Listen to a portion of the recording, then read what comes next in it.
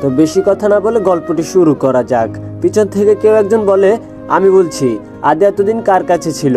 পরিচিত কণ্ঠ হয়, অবাক হয়ে সকলে পিছনের দিকে তাকায়। বাবা বলল, তুই? সে বলল, আমি। ভাইয়া বলল, আপনি জানতেন আদি কোথায় ছিল এতদিন? সে বলল, জানতাম। মা বলল, তাহলে এতদিন কেন বলেনি সত্যিটা মিজান ভাই? উনি হলেন আদির বাবার বন্ধু মিজান সাহেব, যিনি আদিকে এই বাড়িতে থাকার ব্যবস্থা করে দিয়েছেন। মিজান সাহেব বলেন, বলিনি তার কারণ আদি বাবা নিজেই বারণ করেছে। ভাইয়া বলল, কিন্তু কেন আঙ্কেল? মিজান সাহেব বলল, সেটা আদি নিজেই ভালো করে জানে। বাবা বলল, তুই কবে থেকে আদিকে চিনিস? মিজান সাহেব বলল, 2 বছর আগে। আমি যখন চট্টগ্রামে গিয়েছিলাম তখন আমার আদির সাথে পরিচয় হয়। সুজন বলল, ইয়েস, ইউ আর রাইট, আমরা আগে চট্টগ্রামে ছিলাম। কিছুদিন আগেই পোস্টিং দিয়ে আদিকে ঢাকা পাঠানো হয়, আর আমাকে পাঠানো হয় পরে। বাবা বলল, আদি চট্টগ্রাম ছিল? মিজান সাহেব বলল, ভাইয়া বলল, কিন্তু আঙ্কেল, ও কি করে পৌঁছালো সেখানে? ও তো ঢাকাতে ছিল, তাই না? বাবা বলল, আশরাফ, তুমি ঠিক বলছো। মিজান সাহেব বলল, আদি আমাকে সবকিছুই বলেছে। সে আমায় বারণ করেছিল তোমাদের কাছে এসব যেন আমি কখনো না বলি। তবে আজ যখন তোমরা ওর আসল পরিচয় জেনে গেছো, তখন লুকিয়ে রেখে কি লাভ? বাবা বলল, বলো তাহলে। মিজান সাহেব মুখ খুলতে যাবে, তার আগে অপারেশন থিয়েটারের লাইট অফ হয়ে যায়। ডাক্তার সাহেব বেরোনোর আগেই ইসি বলল, ডক্টর, আদি কেমন আছে? ঠিক আছে তো? বলুন না প্লিজ, চুপ করে আছেন কেন? ইসির পাগলামি দেখে সবাই অবাক হয়ে তাকিয়ে আছে। ডক্টর বলল, দেখুন মিস ইশিতা জামান, শান্ত হন। আপনারা কিছুক্ষণ আগে পেশেন্টকে নিয়ে এলেন আর নাম বললেন রাজ। এখন আদি কাকে বলছেন? কথাগুলো ডাক্তার বলে কারো উত্তরের অপেক্ষা না করে ডক্টর বলল, তবে সে যেই হোক, আমার কাছে একজন পেশেন্ট, এটাই বড় কথা। সুজন বলল, পেশেন্টটা এখন কেমন আছে? ডক্টর বলল, আপনাদের তো আগেই বলা হয়েছিল যে আশা খুব কম। আমরা অপারেশন করছি, এখন জ্ঞান ফেরার পালা। 24 ঘন্টার মধ্যে জ্ঞান ফিরলে তো হলোই, আর না হলে আই এম সরি। রাতুল বলল, আপনি মজা করছেন? ডক্টর বলল, হোয়াট? অগ্নি বলল, দেখুন ডক্টর, উনি একজন senior army officer, so treatment নিয়ে খামখেয়ালি করলে এর দায় কিন্তু সামলাতে পারবেন না। ডক্টর বলল, কি আর্মি অফিসার? সুজন বলল, ইয়েস। ডক্টর তখন অবাক হয়ে ইসি এবং পুলিশের দিকে তাকিয়ে আছে, কারণ ডক্টর জানে এই ছেলেটা একটা ক্রিমিনাল, আর তাই সে এতটা গুরুত্ব দেয়নি। ডক্টর এবার আগের থেকে সিরিয়াস হয়ে যায়, কিছুটা ঘাবড়ে গিয়ে উত্তর দেয়, দেখুন স্যার, আপনারা ওনাকে একদম লাস্ট মুহূর্তে নিয়ে এসেছেন, আর তারপরও আমরা আমাদের দিক থেকে যথাসাধ্য চেষ্টা করছি। অপারেশনটাও হয়েছে, এখন 24 ঘন্টার মধ্যে জ্ঞান ফেরাটাই জরুরি। জ্ঞান না ফিরলে কিছু বলা যায় না। এতটুকু বলে ডক্টর সামনের দিকে পা বাড়ায়। ইসি বলল, ডক্টর, আমি ওর সাথে দেখা করতে পারি? ডক্টর বলল, ওনার তো সেন্স নেই ম্যাম। ইসি বলল, লাগবে না, আমি শুধু দেখতে চাই। ডক্টর বলল, কিছুক্ষণের মধ্যে বেডে শিফট করা হবে, তখন কেবিনে যে কোনো একজন যেতে পারেন। ইসি বলল, একটু প্লিজ ডক্টর। ভাইয়া ইসির কাঁধে হাত রেখে বলে, ইসি বোন আমার, প্লিজ শান্ত হও, উনি তো বলেছেন কিছুক্ষণের মধ্যে নিয়ে আসবে, পাগলামি করিস না। ইসি এবার ভাইয়ার কাঁধে মাথা রেখে কাঁদতে থাকে। ইসি বলল, আমি এটা কি করলাম ভাইয়া, নিজের হাতেই? বলে আবারও সে কান্না করতে থাকে। নিশি বলল, আপনি প্লিজ শান্ত হও, আদি ভাই ঠিক আমাদের মাঝে ফিরে আসবে। সবাই এবার ইসিকে বুঝাতে থাকে। এখানে উপস্থিত পুলিশ এবং আর্মি যারা এই ব্যাপারে কিছুই জানে না, সবাই বাহিরে অপেক্ষা করতে থাকে। কিছুক্ষণ পর আদিকে অপারেশন থিয়েটার থেকে বের করে বেডে নিয়ে যাওয়া হয়, আর ডক্টর নিজে চলে যায় ভিতরে। হ্যালো বন্ধুরা, আজ আমি OneXBet নামে একটা অ্যাপ সম্পর্কে বলছি, যেটা সবচেয়ে বিশ্বস্ত। বিখ্যাত PSG ও সিরিয়া এখানে স্পন্সর। এশিয়া কাপ চলছে, এটাই ক্রিকেট প্রেমীদের জন্য দুর্দান্ত সুখবর। এখানে সমস্ত ক্রিকেট, ফুটবল ও অন্যান্য সব ম্যাচের ফলাফল এবং ম্যাচটি লাইভ দেখতে পারবেন। স্কোরের ভবিষ্যৎবাণী করে নগদ জিততে পারবেন, যেমন কোন দল জিতবে, কত রান করবে ইত্যাদি। এছাড়াও এখানে রয়েছে বর্তমানে বিখ্যাত চিকেন রুট ও ক্রাশ গেম সহ বিভিন্ন ধরনের গেম, যেগুলো খেলে রয়েছে খুব সহজে অর্থ জেতার সম্ভাবনা। তোমরা কি নতুন? তাহলে মাত্র 300 দিয়ে তোমরাও এখানে খেলা শুরু করতে পারো। BMW গাড়ি, আইফোন, ল্যাপটপ ও অন্যান্য পুরস্কার রয়েছে প্রত্যেক দিন। তবে আমার সাবস্ক্রাইবাররা রেজিস্ট্রেশন করার সময় আমার দেওয়া প্রোমো কোড নোফায়ার ব্যবহার করলে প্রথমবার জিততে পারে 12,000 পর্যন্ত ফ্রি স্পিন। পেটিএম ব্যাংক, বিকাশ, নগদ, রকেট এবং অন্যান্য সহজ পদ্ধতিতে 1 মিনিটে জেতা রাশি নিজের অ্যাকাউন্টে নিতে পারবে। তাহলে আর দেরি কিসের? পিন কমেন্টে দেওয়া লিঙ্ক থেকে অথবা গুগলে OneXBet সার্চ করে আমার দেওয়া প্রোমো কোড নোফায়ার ব্যবহার করে রেজিস্ট্রেশন করো এবং বোনাস পাও। কিছুক্ষণ পর তিনি বেরিয়ে এসে বলে, বেডে আনা হয়েছে, আপনারা একজন চাইলে ভিতরে যেতে পারেন, তবে হ্যাঁ, কোনো শব্দ করা যাবে না আর কান্নাও করা যাবে না। বাবা বলল, ইসি তুই ভিতরে যা, আমরা পরে যাব। আদি শুয়ে আছে বেডে, আর তার পাশে বসে আছে ইসি। ইসি বলল, আদি, ওই আদি, আমাকে প্লিজ ক্ষমা করে দে, প্লিজ উঠ। বিশ্বাস কর, আমি জানতাম না আমি কাকে গুলি করেছি। আমার তখন মাথা ঠিক ছিল না। দেখ, আমি কানে ধরছি, আর কখনো এমন ভুল আমি কখনো করব না। শুধু একবার উঠ প্লিজ। বাবাই মনি, ভাইয়া, ভাবি, আরও মা বাবা, নিশি সবাই তোর জন্য কষ্ট পেয়েছে। জানিস কত খুঁজেছি তোকে, কোথাও পাইনি। আমি নিজে তোকে সারা শহরে খুঁজেছি, তবে পাইনি বলে আমি নিজেও পরিবারের সাথে থাকিনি। তুই জানিস আমি বিদেশ থেকে ফিরে এসে হোস্টেলে একা একা থেকেছি। আজও আমি নিজের পরিবারের সাথে থাকি না, শুধু তোর জন্য। আর তুই ফিরে এসেও সবার সামনে থেকেও নিজেকে আড়াল করে রাখলি। কি করে পারলি বল এটা? একটুও বুঝি কষ্ট হয়নি তোর? ওই আদি, বল না প্লিজ, আমার প্রশ্নের উত্তর দে না। নার্স বলল, ম্যাম প্লিজ শান্ত হন, এখানে কান্নাকাটি করলে রোগীর সমস্যা হবে। ইসি বলল, আপনি বলুন না একবার ওকে চোখ খুলতে। আমার কথার জবাব দিচ্ছে না। ইসি নার্সের হাত ধরে রিয়েক্ট করতে করতে কথাগুলো বলে। ইসির এমন অবস্থা দেখে নার্সের চোখেও পানি চলে আসে। নার্স বলল, প্লিজ আপনি শান্ত হন, খুলবে চোখ, খুব তাড়াতাড়ি খুলবে ইনশাল্লাহ।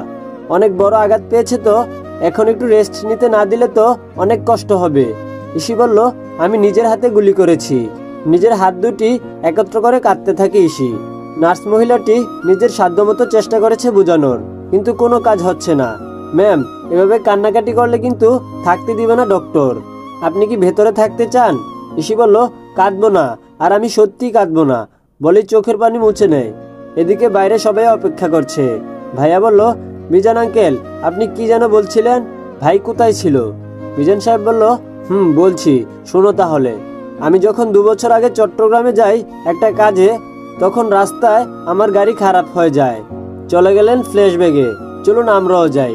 মিজান সাহেব চট্টগ্রামে পৌঁছে একটা গাড়ি ভাড়া করেছিল হোটেলে পৌঁছানোর জন্য, কারণ তিনি গাড়ি নিয়ে আসেনি। মিজান সাহেব বলল, কি হলো কি? ড্রাইভার সাহেব বলল, সাহেব মনে হয় গাড়ি খারাপ হয়ে গেছে। মিজান সাহেব বলল, মানে? ড্রাইভার সাহেব বলল, স্যার গাড়িটা খারাপ হয়ে যাবে ভাবতেও পারিনি, আমি বুঝতে পারছি না। মিজান সাহেব বলল, এখন কি হবে? ড্রাইভার আর মিজান সাহেব দুজনেই পায়চারি করছে, এমন সময় একটা বাইক আসে এখানে। আদি বলল, কি ব্যাপার, আপনাদের কোনো সমস্যা? মিজান সাহেব বলল, তারপর তিনি আদিকে সবটা খুলে বলে। আদি বলল, এক কাজ করুন, আপনি আমার বাইকে চলে আসুন, আর ড্রাইভার আপনি গাড়িটা সরিয়ে নেওয়ার ব্যবস্থা করুন। আদি বলল, কোথায় যাবেন আঙ্কেল? মিজান সাহেব বলল, সার্কিট হাউস। আদি বলল, ওকে চলুন, আমি পৌঁছে দিচ্ছি। দুজনই চলতে থাকে। রাস্তার মাঝখানে অনেক কথা হয় দুজনের। আদি বলল, এই তো আঙ্কেল চলে এসেছি। মিজান সাহেব বলল, তোমাকে অসংখ্য ধন্যবাদ বাবা। আদি বলল, কি হলো আঙ্কেল? মিজান সাহেব বলল, দেখছো, তোমার সাথে এতটা রাস্তা এলাম, কত কথা বললাম, অথচ নামটা জানা হলো না। আদি চিন্তায় পড়ে যায়, কারণ সে তার আঙ্কেলকে ঠিকই চিনতে পেরেছে।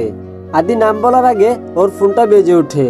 আদি বলল, আঙ্কেল আমার একটা জরুরি কাজ পড়ে গেছে, এখন আমি আসি। আমি বিকালের দিকে এসে আপনার সাথে গল্প করব, কেমন? মিজান সাহেব বলল, আচ্ছা, তুমি সাবধানে যেও।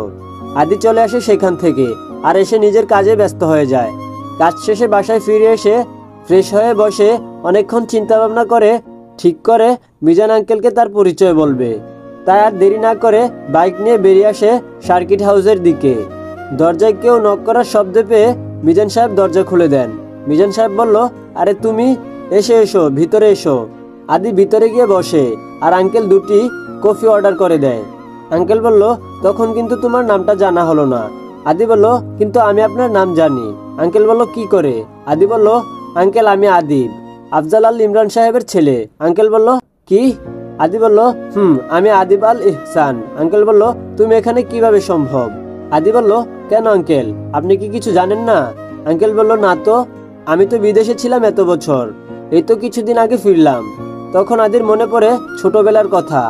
আদি বাড়িতে থাকতেই উনি সহ ওনার পরিবার বিদেশে চলে গেছেন। আঙ্কেল বলল, কি হয়েছে, তুমি এখানে কেন? তোমার পরিবার তো ঢাকাতে, তুমি কি এখানে কোনো কাজ করো?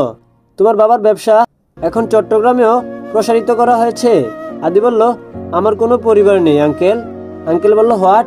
আদি বলল, তারপর খুলে বলে সে সব ঘটনা।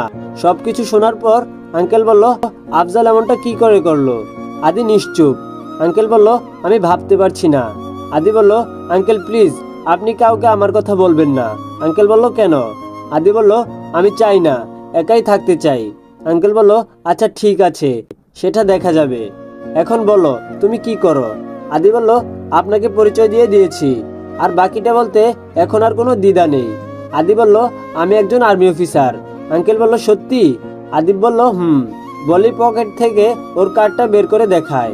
আচ্ছা আদিব, আমার আরেকটা প্রশ্ন ছিল। আদিব বলল, জি বলুন আঙ্কেল। আঙ্কেল বলল, তুমি তো বাড়িতে থেকে সেই ছোটবেলা রাগ করে বেরিয়ে এসেছো। আদিব বলল, তাহলে তুমি এত বড় একজন আর্মি অফিসার হলে কি করে? এটা আমার জানতে ইচ্ছে করছে। আদিব বলল, বলছি আঙ্কেল, চলুন আরেকটা ফ্ল্যাশব্যাকে যাওয়া যাক। দিনটা আজ থেকে 16 বছর আগে যখন আদি বাসা থেকে বেরিয়ে গিয়েছিল। আদি তখন হাঁটতে হাঁটতে অনেক দূর চলে আসে। এতটা পথ সে কান্না করতে করতে এসেছে। রাস্তায় অনেক মানুষ তাকে দেখেছে। অনেকে তার কাছে এসে জিজ্ঞেস করেছে তার কি সমস্যা, কিন্তু আদি ওদের কিছুই বলে না। ওর ছোটবেলা থেকেই নিজের ভিতরে একটা চাপা রাগ আছে, যেটা সবসময় হয় না, কিন্তু আজ হচ্ছে, আর ভীষণভাবে হচ্ছে। তাই কোনো খেয়াল ছিল না। হাঁটতে হাঁটতে কখন বড় রাস্তা চলে এসেছে সে জানে না। আদি বলল, কোথায় চলে এলাম আমি? বাসায় ফিরবো কি করে? চিন্তায় পড়ে যায় সে। তখনই আবার নিজের মনকে শক্ত করে নেয় সে। আদি বলল, ফিরবো না আর আমি বাড়িতে। বাবা আমায় খুব মেরেছে, মাও কিছু বলেনি। ভাইয়া নিজে দোষ করে আমায় মার খাওয়ালো। মার খাওয়াটা ঠিক আছে, কিন্তু আমাকে একবার আমার বোনের কাছে কেন যেতে দিল না? ঠিক আছে, আমিও যাব না আর কোনোদিন ওদের কাছে। ভাইয়া আজ থেকে আর কারো উপর নিজের দোষ চাপাবে না। এখন থেকে দেখা যাবে আরো আর কখনো ব্যথা পায় কিনা। আদি তো আর থাকবেই না। সত্যিটা হলো, আদি সবসময় তার বোনকে আগলে রেখেছে। নিজে এত ছোট হয়েও সে বড়দের মতো বোনকে আগলে রেখেছে। বাবা মা দুজনেই নিজেদের কাজে ব্যস্ত, আর ভাইয়ার কথা তো বলে লাভ নেই। আজকের ঘটনা আদির ছোট্ট মনে অনেক বড় আঘাত করে। মন খারাপ করে আদি আবারও চলতে থাকে। বড় রাস্তার ধারে হাঁটতে হাঁটতে সে দেখতে পায় একটা বাস এসেছে, আর সেটাই সবাই ওঠার জন্য হুমড়ি খেয়ে পড়ছে। আরও বাস আছে, তবে এটাই কেন সবাই উঠছে? আদি উকিঝুঁকি মারছে, তবে বুঝতে পারছে না। কৌতূহল জাগে তার মনে, কিন্তু আসল ঘটনা সে বুঝতে পারছে না। আর তাই ওর ইচ্ছে জাগে এখানে ঢুকে দেখবে। নিজের মন খারাপের কথা ভুলে আদি ছুটে যায় বাসটার কাছে। সবার পায়ের তলা দিয়ে কিছুটা ফাঁক করে ঢুকে পড়ে। ঢুকে সে দেখতে পায় এখানে কি সব অদ্ভুত লোকজন কি যেন করছে। আসলে বাসটা ছিল সার্কাসের লোকদের, আর বাসটা এখানে থামায় লোকজন মজা দেখার জন্য ভিড় জমায়। আদিও সেগুলো মনোযোগ দিয়ে দেখতে থাকে, কারণ সে কোনোদিন এসব দেখেনি। খুব ভালোই লাগছে তার এসব দেখতে। হঠাৎ বাসটা চলতে আরম্ভ করলো, কিন্তু আদির সেখানে খেয়াল নেই। সে আপন মনে তাদের খেলা দেখে চলছে। বাসের লোকগুলো নিজেদের কাজ নিয়ে ব্যস্ত থাকায় তারাও আদিকে খেয়াল করছে না। বেশ কিছুক্ষণ দেখার পর এখানে গন্ডগোল শুরু হয়ে যায়। বাসে থাকা লোকগুলো পালানোর চেষ্টা করতে থাকে। এসব দেখে আদি অনেক অবাক হয়ে যায়। কয়েকজন লোক এখানে চলে আসে আর আটক বাসের মধ্যে থাকা লোকজনকে, কারণ ওরা ছিল ক্রিমিনাল, সার্কাসের আড়ালে খারাপ কাজ করে বেড়ায়। সবাইকে ধরে নিয়ে যাওয়া হয়, কিন্তু বাসের মধ্যে একটা বাচ্চা ছেলেকে দেখে একজন অফিসার থমকে যায়। সে এগিয়ে আসে বাচ্চাটার দিকে। বেশ কিছুক্ষণ আরো চোখ তাকিয়ে দেখতে থাকে। ছেলেটাকে দেখে মনে হয় সে কোনো বড়লোক ঘরের সন্তান, কিন্তু এখানে কি করছে বুঝতে পারছে না। তাই অফিসার বাকি সবাইকে বাইরে বের করে নিজে আদির কাছে গিয়ে দাঁড়ায়। আদি ওনাকে দেখে হা করে তাকিয়ে আছে, কারণ লোকটা দেখতে বেশ লম্বা আর খুব সুন্দর। আদির মনে হয় টিভিতে দেখা কোনো কার্টুনের হিরোর মতো। আদি হা করে তাকিয়ে আছে। বাচ্চাটাকে এভাবে তাকিয়ে থাকতে দেখে অফিসার নিজেও অবাক হন। তিনি আরো একটু কাছে গিয়ে ওর দুটি হাত ধরে নিচে বসে পড়েন। অফিসার বললেন, নাম কি তোমার? আদিব বলল, আমার নাম আদিব। অফিসার বলল, বাহ, খুব সুন্দর নাম। আচ্ছা তোমার বাবার নাম কি? বাবার কথা বলায় আদির মুখটা মালি হয়ে যায়। অফিসার আদিকে আরো অনেক কিছু বলে, কিন্তু সে তার জবাব দেয় না। অফিসার বলল, আচ্ছা তোমার বাড়ি কোথায় এটা তো বলো। কার সাথে এখানে এসেছো? আদি বলল, আমার বাড়ি নেই। অফিসার বলল, মানে? এরকম সুন্দর আর পরপটি একটা ছোট্টর মুখে এমন কথা শুনে চমকে যায় বাদল সাহেব। আদি বলল, আমার বাড়ি নেই। বাদল সাহেব বলল, তুমি এখানে এলে কি করে? আদি বলল, হাঁটতে হাঁটতে। বাদল বলল, আচ্ছা তা তো বুঝলাম, কোথা থেকে এসেছো? আদি আর কোনো কথা বলে না। ওকে চুপ থাকতে দেখে কিছুটা অস্থিকর নিঃশ্বাস ফেলে চুপ করে থাকেন। স্যার ফিরবেন না? পিছন থেকে কারো কণ্ঠ শুনে বাদল পিছনে ফিরে তাকায়। বাদল বলল, হ্যাঁ। সে বলল, আচ্ছা স্যার, এই বাচ্চাটাকে? বাদল বলল, জানি না। তারপর বাদল ঘটনাটা খুলে বলে সাথে থাকা লোকটিকে। সে বলল, তাহলে স্যার ওকে কি করবেন? বাদল বলল, চিন্তার বিষয়, এখানে তো একা ফেলে যাওয়া ঠিক হবে না। আচ্ছা আমি দেখছি, দাঁড়াও। বলে বাদল আবারও আদির কাছে গিয়ে হাঁটু গেড়ে বসে পড়ে। বাদল বলল, আচ্ছা আদিব, তুমি এখন কোথায় যাবে বলো তো? আদিব বলল, কোথাও না, এখানেই থাকবো। বাদল ওর কথা শুনে চমকে গিয়ে সহকর্মীদের দিকে তাকায়। সহকারী বলল, স্যার ও মনে হয় বাসা থেকে রাগ করে বেরিয়ে এসেছে। বাদল বলল, কি বলছো কি? এইটুকু ছেলে রাগ করে বাসা থেকে বেরিয়ে এলো কি করে? সহকারী বলল, হতেও পারে স্যার। বাদল বলল, আচ্ছা তুমি যাও, আমি দেখছি। কথাটা বলার পর সেই লোকটা চলে যায়। বাদল আবারও আদির সামনে গিয়ে বসে। বাদল বলল, আচ্ছা আদিব। আদিব বলল, বলুন। বাদল বলল, আমার কথা শোনো, এই গাড়িটা তো এখানে থাকবে না, এটাকে থানায় নিয়ে যাওয়া হবে। তাহলে তুমি কোথায় যাবে? আদি এখনো নিশ্চুপ, কোনো কথা বলছে না সে। বাদল বলল, আচ্ছা তুমি আমার সাথে চলো। বলে আদিকে নিয়ে বাস থেকে নেমে গেলেন। সাথে থাকা লোকটিকে কিছু বলে নিজের গাড়িতে উঠে পড়েন। তখনই সেই লোকটি বলল, স্যার আপনি ওকে কোথায় নিয়ে যাবেন? বাদল বলল, দেখা যাক, আমার কাজ তো শেষ, তোমরা দেখে নাও, আমি আসছি। সে বলল, আপনি কি এখন ফিরে যাবেন স্যার? বাদল বলল, না, আগামীকাল। সে বলল, ওকে স্যার। বাদল আদিকে নিয়ে চলে আসে নিজের জায়গায়। এসে আদিকে ফ্রেশ করিয়ে নিজেও ফ্রেশ হয়ে নেয়। এর মধ্যে অনেকবার সে আদির থেকে পরিচয় জানতে চায়, কিন্তু আদি কিছুই বলেনি, আর তাই হালও ছেড়ে দিয়েছে। সে রিসেন্সে কল দিয়ে দুজনের জন্য ডিনারও অর্ডার করে। এবার আর ওর পূর্ব পরিচয় জানতে চাই না বলে অন্য কথা বলে। বাদল বলল, আদিব। আদিব বলল, বাদল বলল, কি ভাবছো তুমি? আদিব মাথা নিচু করে আছে। বাদল বলল, আচ্ছা আদিব, তোমাকে একটা কথা বলি। আদিব বলল, বলুন। বাদল বলল, তুমি তোমার সম্পর্কে আমাকে কিছুই বললে না। আদিব বলল, কি বলবো? বাদল বলল, এই যে তোমার বাবা মা, তোমার বাসা কোথায়? আদিব বলল, আমার কেউ নেই। এতটুকু একটা বাচ্চার মুখে বারবার একই কথা শুনছে। এসব কথা শুনে বাদল কিছুটা চিন্তায় পড়ে যায়। সে আর কিছু না ভেবে বলে, আচ্ছা আমরা কি বন্ধু হতে পারি? আদিব কিছুই বলছে না। বাদল বলল, কি হতে পারি না? আদিব বলল, তুমি অনেক বড়, কি করে বন্ধু হবে? বন্ধু তো সমান সমান হয়। বাদল বলল, বড়রাও ছোটদের বন্ধু হয়। তারপর অনেকভাবে সে আদিকে বুঝায়, আর আদিও রাজি হয় বন্ধুত্ব করার জন্য। বাদল বলল, আচ্ছা ঠিক আছে, তাহলে কি তুমি আমার সাথে যেতে রাজি? আদি বলল, কোথায়? বাদল বলল, কেন, আমার বাসায়। আদি বলল, বন্ধু এটা তাহলে কার বাসা? বাদল বলল, এটা তো বাসা না। আদি বলল, তাহলে কি?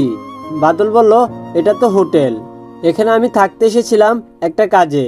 আদি বলল, তাহলে তোমার বাসা কোথায় বন্ধু? বাদল বলল, চট্টগ্রামে। আদি বলল, আচ্ছা। বাদল বলল, তুমি চিনো মনে হচ্ছে। আদি বলল, আমি তো বাবার মুখে শুনেছি নামটা। বাদল বলল, তোমার বাবা কি চট্টগ্রামে থাকেন? আদি আবারও চুপ হয়ে যায়। বাদল বলল, আচ্ছা বাদ দাও, এখন বলো আমার সাথে যাবে কিনা? আদি বলল, হ্যাঁ যাব। বাদল বলল, ওকে বাবা। বলে দুজন আবারও গল্প শুরু করতে থাকে। ওদের গল্পের মাঝখানেই খাবার দিয়ে যায়। বাদল নিজে খেয়ে নেয় আর আদিকেও খাইয়ে দিয়ে দুজনে শুয়ে পড়ে। আদির মাথায় হাত বুলাতে বুলাতে সে নিজেও ঘুমিয়ে পড়ে। সকালবেলা ঘুম ভেঙে যায় বাদলের। সে উঠে দেখে আদি ঘুমিয়ে আছে, আর তাই আদিকে না ডেকে নিজে ফ্রেশ হতে চলে যায়। ওয়াশরুম থেকে বেরিয়ে এসে দেখে আদি উঠে পড়েছে। বাদল বলল, গুড মর্নিং ফ্রেন্ড। আদি বলল, গুড মর্নিং। বাদল বলল, চলো ফ্রেশ হতে হবে এখন। তো হে এভরিওয়ান, আজকের পার্টটি তোমাদের কাছে কেমন লেগেছে অবশ্যই কমেন্ট করে জানাবে। আর গল্পগুলো ভালো লাগলে অবশ্যই চ্যানেলটিকে সাবস্ক্রাইব করবে। তো আজকে এই পর্যন্তই, আল্লাহ হাফেজ।